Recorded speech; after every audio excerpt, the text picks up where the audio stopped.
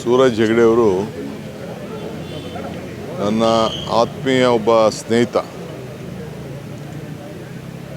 ದೇವರಾಜ ಅರಸು ಅವರ ರಾಜಕೀಯದ ಕುಡಿ. ಅವರ ತಂದೆ ಕೂಡ ನಾನು ಬಲ್ಲೆ ಅವ್ರನ್ನ. ಅವರು ಕೂಡ ವಿದ್ಯಾರ್ಥಿ ನಾಯಕರುಗಳನ್ನು ತಯಾರು ಮಾಡ್ತಾಯಿದ್ರು. ಎಂ ಡಿ ನಟರಾಜ್ ಅವರು. ಸೊ ಈ ನಮ್ಮ ಪಕ್ಷಕ್ಕೆ ಇಂಥ ನಿಷ್ಠಾವಂತ ಕಾರ್ಯಕರ್ತರು ಭಾಳ ವಿರಳ. ಎಲ್ಲೇ ಏನೇ ಜವಾಬ್ದಾರಿ ಕೊಟ್ಟಿರಲಿ ಆ ಕೆಲಸವನ್ನು ಹಿಂದೆ AICC ಸೆಕ್ರೆಟರಿಯಾಗಿ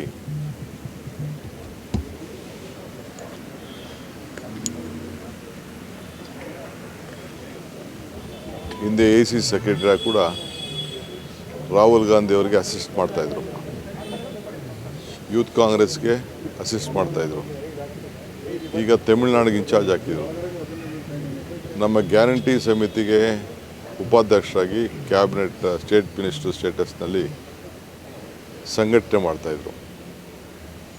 ಯಾವ ಸರಳತೆ ಸಜ್ಜನತೆ ಯಾವಾಗಲೂ ಕೂಡ ನಗನಗ್ತಾ ಯಾವ ಅಧಿಕಾರನೂ ಯಾವತ್ತೂ ಅವ್ರು ಕೇಳಿದವರಲ್ಲ. ಆದರೂ ನಾವೇ ಅವರಿಗೆ ಬೇಕಾದಷ್ಟು ಪ್ರಯತ್ನಗಳು ಮಾಡಿದಾಗೆಲ್ಲ ನನ್ನ ಬಗ್ಗೆ ತಲೆ ಕೆಡಿಸ್ಕೊಬೇಡ ಅಂತ ಹೇಳ್ತಿದ್ದಂಥವ್ರು. ಇವತ್ತು ಇಂಥ ಒಬ್ಬ ಕಾರ್ಯಕರ್ತನ ಕಳ್ಕೊಂಡಿದ್ದೇವೆ. ಈಗೂ ನೋಡಿ ಮೊನ್ನೆ ನಾನು ದೇವರಾಜ ಅರಸು ಅವರ ಪುತ್ಥಳಿಗೆ ಹೂನಾರ ಹಾಕಕ್ಕೆ ಹೋದಾಗ ಅಲ್ಲಿ ಕೊನೆ ಮಾತು ನನಗೂ ಆತನು. ನಿನ್ನೆ ನನ್ನ ಕ್ಷೇತ್ರ ಪ್ರವಾಸ ಮಾಡಿದಾಗ ನಾನು ಅಲ್ಲಿಗೆ ರಾತ್ರಿ 10:30 ಗಂಟೆ ಮೇಲೆ ನನಗೆ ಮೆಸೇಜ್ ಬಂತು. ನಂಗೆ ನಂಬಕ್ಕೆ ಆಗಲಿಲ್ಲ. ಕೊನೆಗೆ ಪೊಲೀಸವರು IB ಅವರು ನಮ್ಮ ಮೇಲೆ ಕೊನೆಗೆ ಲೇಟಾಗಿ ನನಗೆ ಹಿಂಗಾಗಿದೆ ಅಂತೇಳಿ ತಿಳಿಸಿದರು. ಸೊ ಇವತ್ತು ಇಂಥ ಒಬ್ಬ ನಿಷ್ಠಾವಂತ ಕಾರ್ಯಕರ್ತರನ್ನು ಮುಖಂಡರನ್ನು ನಾವು ಕಳ್ಕೊಂಡಿದ್ದೇವೆ. ಮಕ್ಕಳು, ಅವರ ಕುಟುಂಬ, ಅವರು ಪಾಪ ನನಗೆ ಅವರ ಪರಿಸ್ಥಿತಿ ನೋಡಿದ್ರೆ ಅವ್ರಿಗೂ ಅರ್ಥ ಆಗ್ತದೆ. ವಿಧಿ ಯಾರ ಕೈಲೂ ಇಲ್ಲ, ಯಾವುದು ಶಾಶ್ವತ ಇಲ್ಲ. ಮೊನ್ನೆ ಚೆನ್ನೈಯಲ್ಲಿ ಚುನಾವಣೆಗೆ ಹೋದಾಗ ಸ್ವಲ್ಪ ಆಘಾತ ಆಗಿತ್ತು. ತಿರ್ಗಾ ಬಂದು ಚೇತರಿಸ್ಕೊಂಡಿದ್ದ. ಆದರೂ ಕೂಡ ಈ ರೀತಿ ಆಗಿರೋದು ಅವ್ರಿಗೂ ಶಾಕ್ ಆಗಿದ್ದಾರೆ, ನಮಗೂ ಶಾಕ್ ಆಗಿದೆ. ಇವತ್ತು ರಾಹುಲ್ ಗಾಂಧಿ ಅವ್ರನ್ನ ಭೇಟಿ ಮಾಡಬೇಕು ಅಂತೇಳಿ ಅವ್ರಿಗೆ ಟೈಮ್ ಫಿಕ್ಸ್ ಆಗಿತ್ತು. ಅವ್ರು ಕೇಳ್ಕೊಂಡಿದ್ರು ರಾಹುಲ್ ಗಾಂಧಿ ಭೇಟಿ ಮಾಡಬೇಕು ಅಂತ, ಅವ್ರನ್ನ ಕರೆದಿದ್ರು. ಸೊ ಈ ಸಂದರ್ಭದಲ್ಲಿ ಈ ರೀತಿ ಆಗಿರೋದು ಅವ್ರಿಗೂ ಕೂಡ ಈಗಾಗಲೇ ಅವರ ಧರ್ಮಪತ್ನಿ ಜೊತೆ ರಾಹುಲ್ ಗಾಂಧಿ ಅವರು ಕೂಡ ಮಾತಾಡಿದ್ದಾರೆ. ಮಲ್ಲಿಕಾರ್ಜುನ್ ಖರ್ಗೆ ಅವರು ಮಾತಾಡಿದ್ದಾರೆ. ಅವರು ಕೂಡ ಅವ್ರಿಗೆ ಶಕ್ತಿ ತುಂಬುವಂಥ ಕೆಲಸವನ್ನು ಮಾಡಿದ್ದೇವೆ.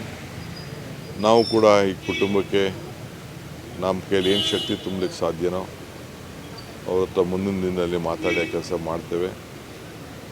ಈ ದೇಶಕ್ಕೆ, ಈ ನಮ್ಮ ರಾಜ್ಯಕ್ಕೆ ಭೂ ಸುಧಾರಣೆಯಲ್ಲಿ ಮತ್ತು ಎಲ್ಲ ನಾಯಕರುಗಳನ್ನು, ಏನು ಹೊಸ ನಾಯಕರುಗಳನ್ನು ದೇವರಾಜ ಅರಸವರು ತಯಾರು ಮಾಡ್ತಾಯಿದ್ರು, ಆ ನಾಯಕರ ಪ್ರಯೋಗ ಶಾಲೆ ಅವರು ದೇವರಾಜ ಅರಸು.